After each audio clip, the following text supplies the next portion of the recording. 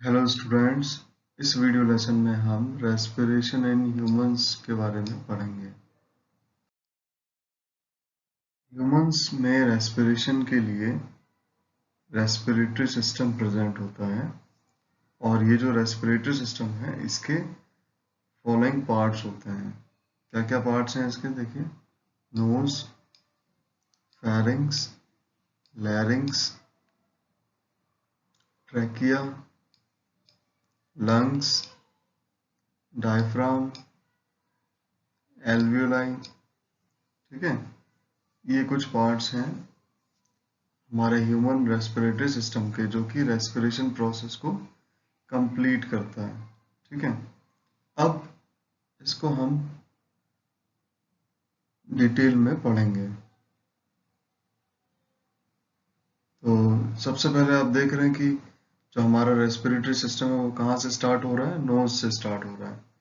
और नोज में दो होल्स होते हैं, इनको हम बोलते हैं नॉस्ट्रल्स।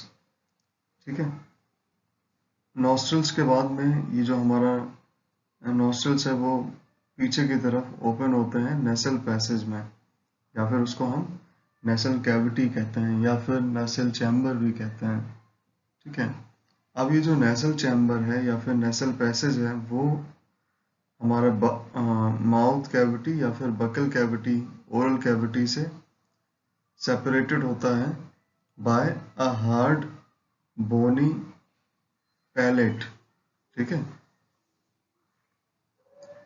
ताकि हम ब्रीथ भी कर सकें और खाना भी खा सकें साथ में ही। ठीक है, नेसल पैसेज जो है उसके अंदर फाइन हेयर्स होते हैं और म्यूकस प्रेजेंट होता है। ठीक है, जब एयर इस नेसल पैसेज के थ्रू पास होता है तो जो भी डस्ट पार्टिकल्स और जो अदर इम्प्योरिटीज होते हैं एयर में, ठीक है, वो यहाँ पर ही ट्रैप कर लिए जाते हैं। मतलब ये जो नेसल हेयर्स हैं और म्यूकस है वो एयर को क्लीन करके आगे लंग्स में भेजता है। ठीक है, इसके बाद में देखिए हमारे ये जो नेसल चैम्बर्स हैं ये ओपन होते हैं फेरिंग्स में जाके। और फेरिंग्स क्या है, ये जंक्शन होता है फूड पाइप और विंड पाइप का, इसोफेगस और ट्रैकिया का जंक्शन है। फेरिंग्स के बाद में एयर जो है वो ट्रैकिया में मूव करता है। ट्रैकिया को हम विंड पाइप कहते हैं, ये एक ट्यूब लाइक स्ट्रक्चर होता है। ठीक है, अब ट्रैकिया जो है वो कार्टिलेजिनस रिंग्स से सराउंडेड होता है। आप इस डायग्राम में देख सकते हैं ये कार्टिलेज के रिंग्स बने हुए हैं। ठीक है, ताकि अगर इसके अंदर कोई एयर नहीं हो, अगर ये एम्प्टी हो तो उसको सपोर्ट प्रोवाइड करता है, ये बस्ट नहीं होगा, कोलैप्स नहीं करेगा अगर इसके अंदर एयर नहीं होगी, क्योंकि इसमें क्या है, कार्टिलेज के रिंग्स प्रेजेंट है। ठीक है, ये सपोर्ट करते हैं इसको। इस ट्रैकिया के अपर एंड पर एक स्ट्रक्चर प्रेजेंट होता है जिसको हम कहते हैं लैरिंग्स। क्या बोलते हैं हम उसको, लैरिंग्स कहते हैं। लैरिंग्स को वॉइस बॉक्स भी कहा जाता है। ठीक है, इसके बाद में ये जो ट्रैकिया है वो आगे जाकर दो पार्ट में डिवाइड हो जाता है, एक राइट लंग में और एक लेफ्ट लंग में चला जाता है। ये जो डिवीजन है, डिवाइडेड जो स्ट्रक्चर्स हैं, इनको बोलते हैं हम ब्रोंकाई। इनको हम बोलते हैं ब्रोंकाई या फिर ब्रोंकस कह सकते हैं। उसके बाद में ये जो ब्रोंकाई हैं ये लंग्स में कनेक्ट होते हैं और लंग्स में जाकर इनका और फर्दर डिवीजन होता है और ये डिवाइड होकर फॉर्म करते हैं ब्रोंकियोल्स। ठीक है, क्या बनाते हैं, ब्रोंकाई से ब्रोंकियोल्स बन जाते हैं। ठीक है, अब यहाँ पर आप देख रहे हैं कि ये जो हमारा रेस्पिरेटरी सिस्टम है ये लोअर एंड पर एक मस्कुलर स्ट्रक्चर से सेपरेटेड होता है। ठीक है, या फिर ऐसा कह सकते हैं कि हमारा ये जो रेस्पिरेटरी सिस्टम है वो एब्डोमिनल कैविटी से एक मस्कुलर पार्टीशन से सेपरेटेड होता है। इस मस्कुलर पार्टीशन को हम डायफ्राम कहते हैं, ठीक है। और ये जो हमारा लंग्स हैं ये डबल लेयर से सराउंडेड होते हैं, डबल लेयर से। इन डबल लेयर्स को हम क्या बोलते हैं? इन डबल लेयर्स को हम कहते हैं प्लूरा। क्या बोलते हैं? प्लूरल मेम्ब्रेन होती है तो इसको हम बोलते हैं प्लूरा। दोनों लंग्स इन डबल मेम्ब्रेन से, दो थिन मेम्ब्रेन्स होती हैं उनसे कवर्ड रहते हैं, इनको बोलते हैं प्लूरा, ठीक है। अब ये जो हमारा ब्रोंक्यूल्स हैं इनके बाद में, ब्रोंक्यूल्स के बाद में pouch like air sac present होते हैं हर एक स्मॉलेस्ट ब्रोंक्यूल्स के बाद में। इनको हम बोलते हैं एल्वियोलाई। और जो एल्वियोलाई हैं उनके जो वॉल है ना, वो बहुत ही थिन होता है and surrounded by very thin blood vessels called blood capillaries, ठीक है। अब ये जो एल्वेलाई है वो इस तरीके से डिजाइंड है कि ब्लड कैपिलरी से सराउंडेड है। दूसरा, इनका जो स्ट्रक्चर है वो यहाँ पर सरफेस एरिया को इंक्रीज करता है, मैक्सिमाइज कर देता है। क्यों मैक्सिमाइज कर देता है? क्योंकि यहाँ पर एल्वेलाई और ब्लड कैपिलरी के बीच में गैसियस एक्सचेंज होता है, ठीक है। एक लंग के अंदर मिलियंस ऑफ एल्वेलाई प्रेजेंट होते हैं, ठीक है। तो मिलियंस ऑफ एल्वेलाई मिलके लार्ज एरिया को प्रोड्यूस करते हैं, वेरी लार्ज एरिया को प्रोड्यूस करते हैं, ठीक है, ताकि वहां पर एक्सचेंज ऑफ गैसेस हो पाए, ठीक है। जैसे कि अगर एक यहाँ पर फैक्ट है कि अगर दोनों एल्वेलाई को हम, दोनों लंग्स के एल्वेलाई को अगर हम अनफोल्ड करें तो उनसे अबाउट 80 स्क्वायर मीटर्स का एरिया प्रोवाइड होगा, जो कि लगभग एक टेनिस कोर्ट के साइज के बराबर होता है, ठीक है। तो आप समझ रहे हैं इतना लार्ज एरिया होता है गैसियस एक्सचेंज के लिए एल्वेलाई और ब्लड कैपिलरी के बीच में, ठीक है। और जो मस्कुलर शीट है जो मस्कुलर शीट है लंग्स के नीचे, उसको हम बोलते हैं डायफ्राम। और ये मस्कुलर शीट जो है वो ब्रीदिंग इन और ब्रीदिंग आउट में हेल्प करता है, ठीक है। तो ये हमने पढ़ लिए हैं रेस्पिरेटरी सिस्टम के कुछ इंपॉर्टेंट पार्ट्स, ठीक है। इन्हीं को हमने यहाँ पर आगे डिस्क्राइब किया है, जो आपको अभी बताया उसी को थोड़ा थोड़ा डिस्क्राइब किया है यहाँ पर, है ना। तो ये जो स्क्रीन पे आपके दिख रहा है, आप यहाँ से नोट्स बना सकते हैं इसके, है ना।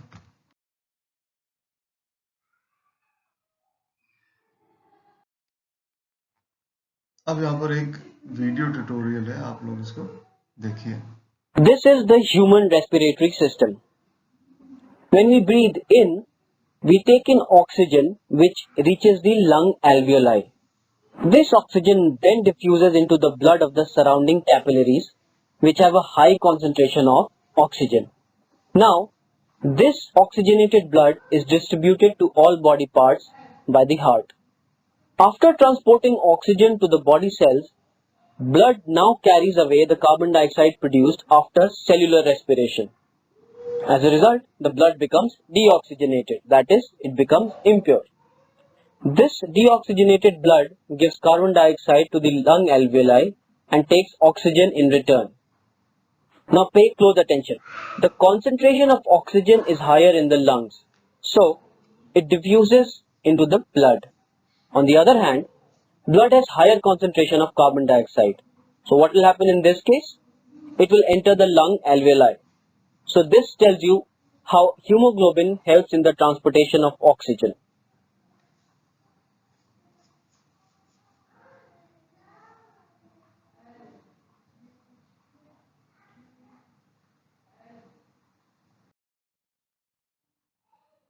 तो आपने देखा कि किस तरीके से गैसेस एक्सचेंज हो रहा है एल्वेलाई और ब्लड कैपिलरी के बीच में, ठीक है।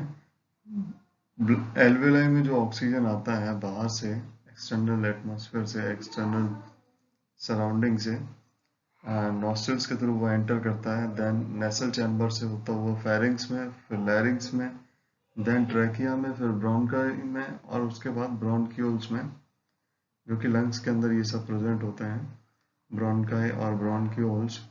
ब्रोंक्यूल्स के बाद में वो एल्वेलाई में पहुंच जाते हैं, और एल्वेलाई से होता है डिफ्यूजन, क्योंकि ज़्यादा कंसंट्रेशन है एल्वेलाई के अंदर और ब्लड कैपिलरी के अंदर ऑक्सीजन का कंसंट्रेशन कम होता है, तो वहाँ से वो डिफ्यूज हो जाता है ब्लड के अंदर।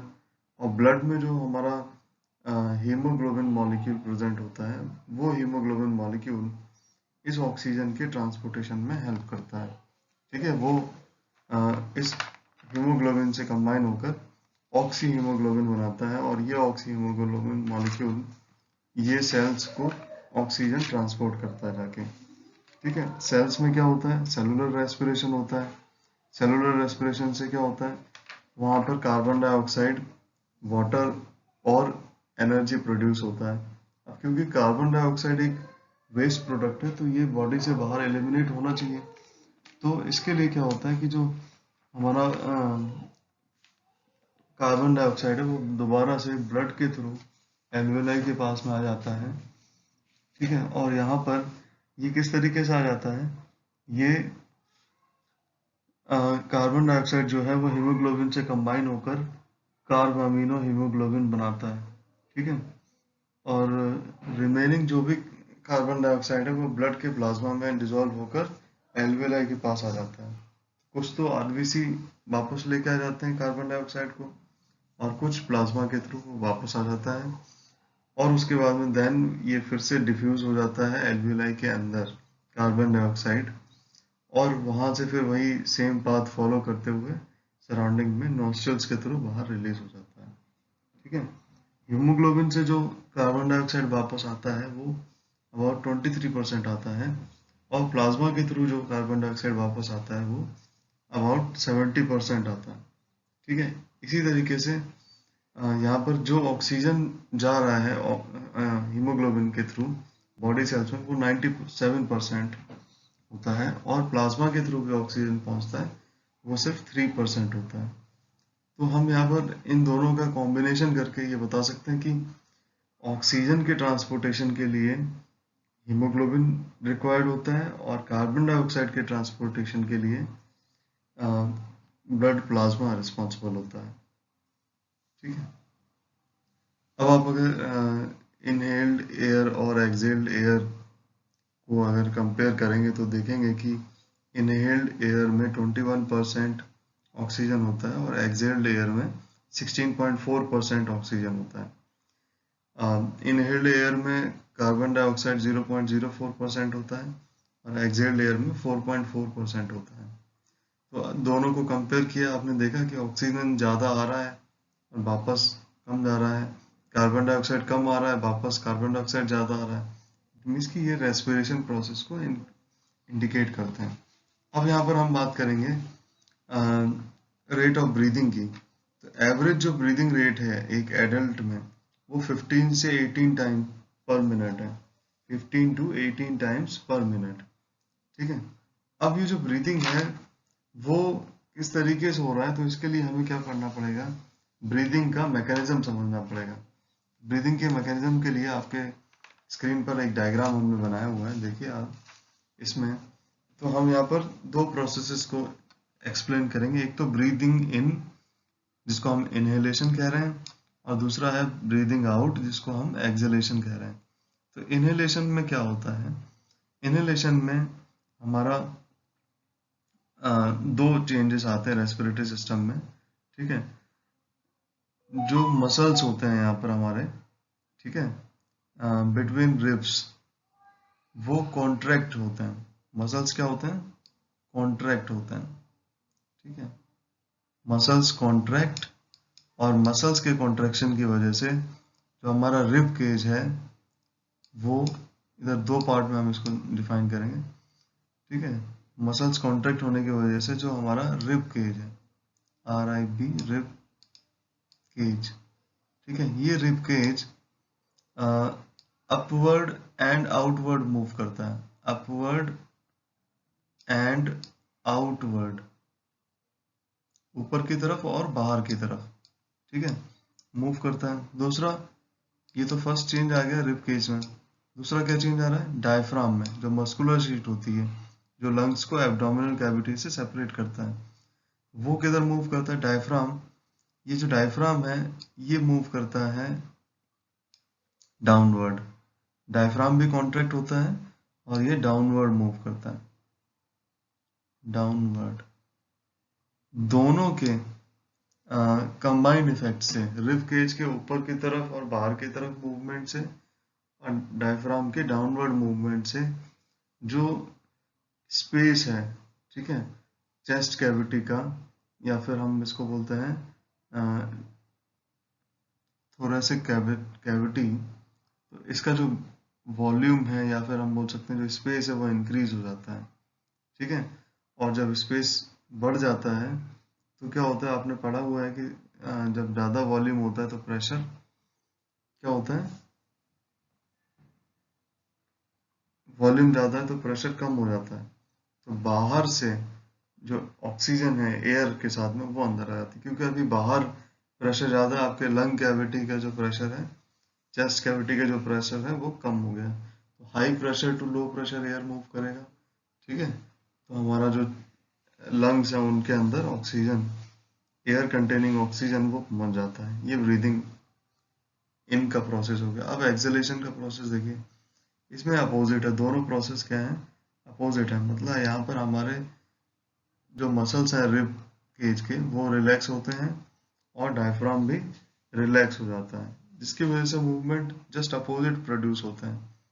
कैसे अपोजिट, कि जो हमारा रिब केज है वो अब डाउनवर्ड और इनवर्ड मूव करता है, ठीक है, और जो डायफ्राम है ये अपवर्ड मूव करता है। इन सब के कंबाइंड इफेक्ट से जो स्पेस कैविटी है, या सॉरी जो स्पेस है चेस्ट कैविटी के अंदर या थोरेसिक कैविटी के अंदर, वो डिक्रीज हो जाता है, और स्पेस कम होने की वजह से प्रेशर बढ़ जाता है, और एयर जो है जिसमें कि अब कार्बन डाइऑक्साइड ज़्यादा अमाउंट में प्रेजेंट है इनहेल्ड एयर के कंपैरिजन में, तो ये एयर बाहर हमारे चेस्ट कैविटी से, थोरेसिक कैविटी से बाहर रिलीज हो जाता है थ्रू द नॉस्ट्रल्स। ये है मैकेनिज्म ऑफ ब्रीदिंग, ठीक है।